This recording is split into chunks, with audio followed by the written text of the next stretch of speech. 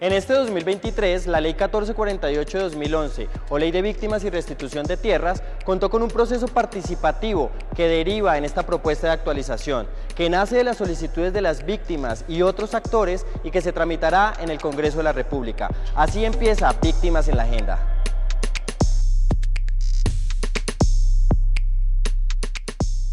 Señor Ministro Néstor Iván Osuna Patiño, bienvenido a Víctimas en la Agenda. Muchas gracias por la invitación. Señor Ministro, durante varios meses la Unidad para las Víctimas ha liderado todo un proceso participativo, precisamente para generar una actualización a la Ley 1448 o Ley de Víctimas y Restitución de Tierras. Si bien esta ley marcó un hito jurídico muy importante precisamente para los derechos de las víctimas del conflicto armado interno, se hace necesario que después de ciertos y varios llamados que se han realizado desde diferentes sectores, hacer precisamente esta actualización. Señor Ministro, para comenzar quisiera preguntarle a usted cómo ha sido este ejercicio de articulación entre la Unidad para las Víctimas y el Ministerio de Justicia y del Derecho para llevar a cabo esta labor. Pues ha sido un ejercicio muy enriquecedor y muy feliz. Efectivamente, bajo el liderazgo de la doctora Patricia Tobón, la directora de la Unidad de Víctimas, se emprendió una serie de foros, consultas, participación ciudadana que fuera lo más amplio posible para recoger las demandas, los anhelos, las esperanzas también de todas las víctimas de cara a pensar en la mejor actualización posible para la ley de víctimas. Allí nos encontramos, por ejemplo, que hay algunas víctimas que están organizadas, pero hay otras que no. Y se trataba de fomentar la participación de todas ellas, tanto aquellas que están organizadas en grupos, asociaciones que son muy visibles, y otras que actúan de modo individual, y por eso establecimos una participación de dos modos distintos, pero también con la representación parlamentaria de las organizaciones de víctimas, con otros grupos, digamos, de organizaciones no gubernamentales de derechos humanos. Con todos ellos se establecieron unas mesas y unas dinámicas muy interesantes, auxiliados por supuesto de tecnología, para recoger todos esos anhelos y a partir de ellos redactar un proyecto de ley que dé satisfacción a todos esos problemas. Señor Ministro, y precisamente cuáles son esos rezagos un poco históricos que ha dejado la Ley 1448. Pues bien, como me decías, bien, la Ley 1448 de 2011 fue una ley muy importante en su momento, pero en el año 2011 no había habido proceso de paz con las FARC, no existía la JEP, no teníamos todavía las conclusiones de la Comisión de la Verdad. En fin, numerosas situaciones que han ocurrido después han hecho que esa ley se tornara un tanto desactualizada.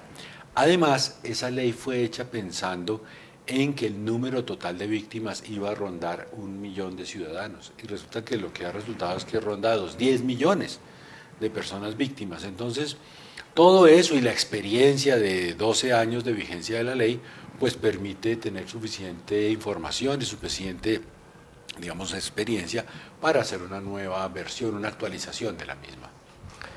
Señor Ministro, y precisamente sobre este proceso participativo del que su merced mencionaba un poco, ¿cómo se termina consolidando todo este proceso? Es decir, ¿con qué sectores se construyó?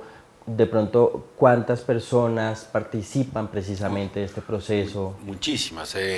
Habría que mirar en la página web porque son millares de personas las que participaron, ya fuera por medio de sus organizaciones o de modo individual.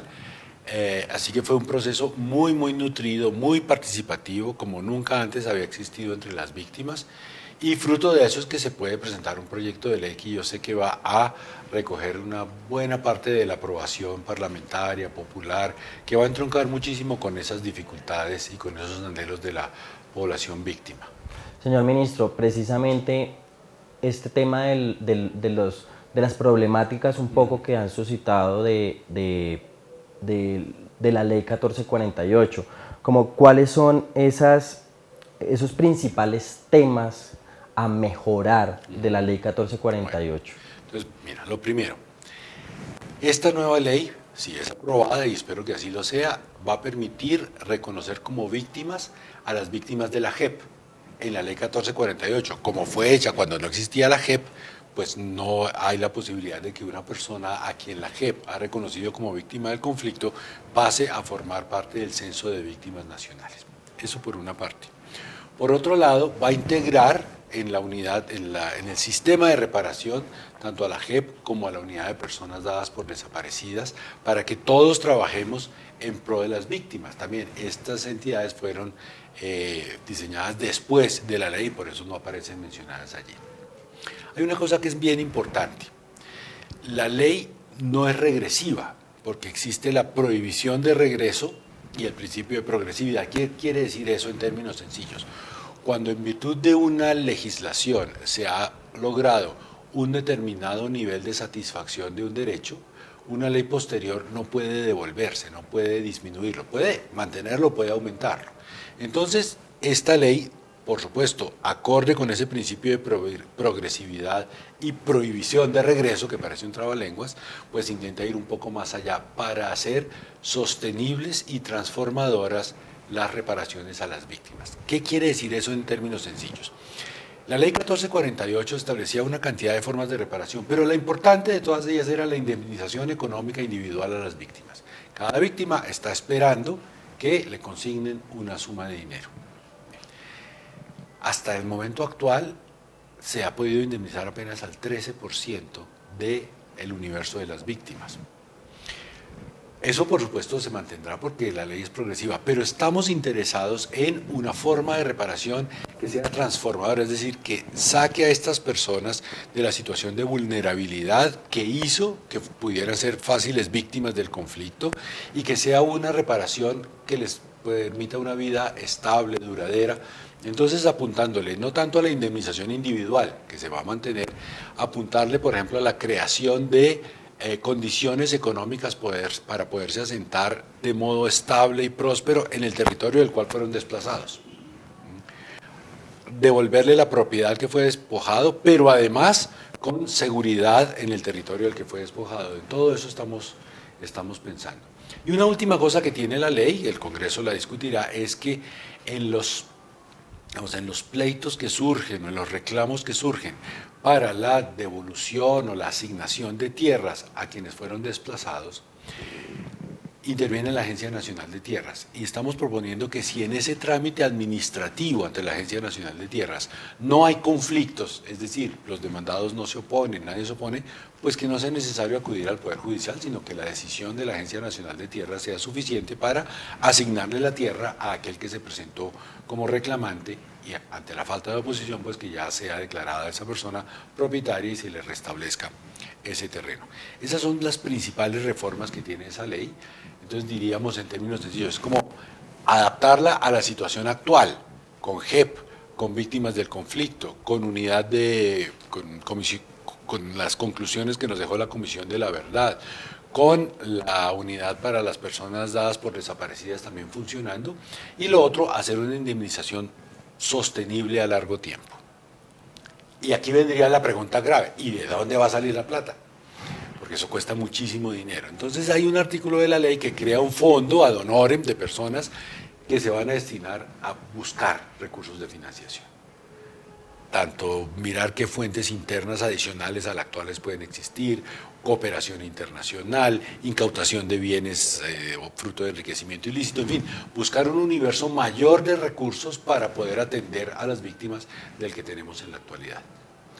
Señor ministro, obviamente y con las formas en las que ha ido funcionando un poco la ley, que ha sido precisamente, y usted lo mencionaba ahorita, un proceso de aprendizaje constante, que sería maravilloso que el país y las víctimas sobre todo tuviesen la posibilidad de que esta ley se perfeccionara aún más.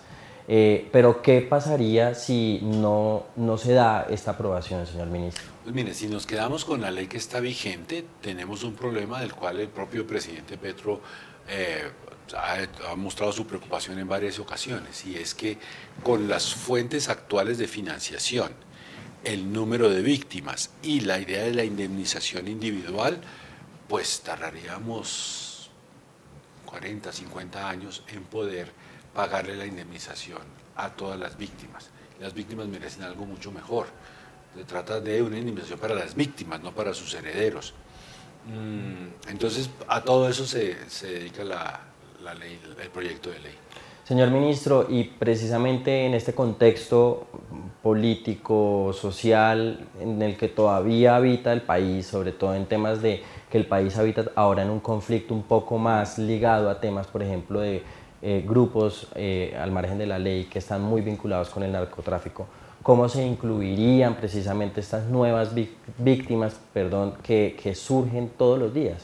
Pues mire, es que por supuesto, la ley de víctimas, para que se pueda cerrar, la ley de víctimas siempre ha sido pensada como una ley provisional. Inicialmente se pensó por 10 años, luego ha habido prórrogas, en el actual momento está prorrogada hasta el año 31, pero aquí estamos pensando en una modificación.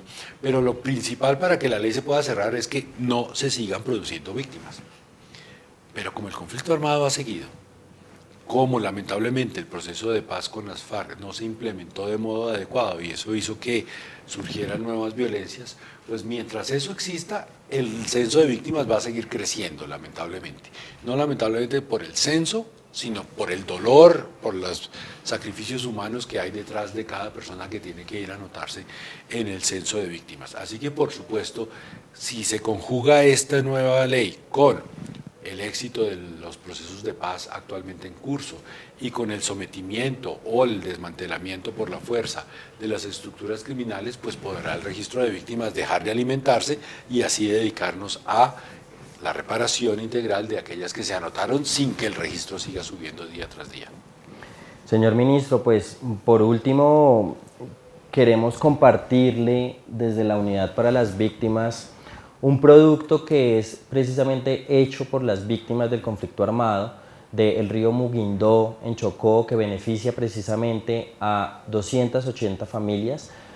Late Chocó es precisamente una muestra de que también las víctimas generan productos y que en cierta medida también construyen paz.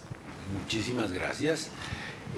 Esto me parece bien importante, que el Estado colombiano, el gobierno, ayude a las víctimas a rehacer su vida, una vida próspera, una vida como empresarios, una vida como productores de dulces, de alimentos o de productos industriales, lo que sea.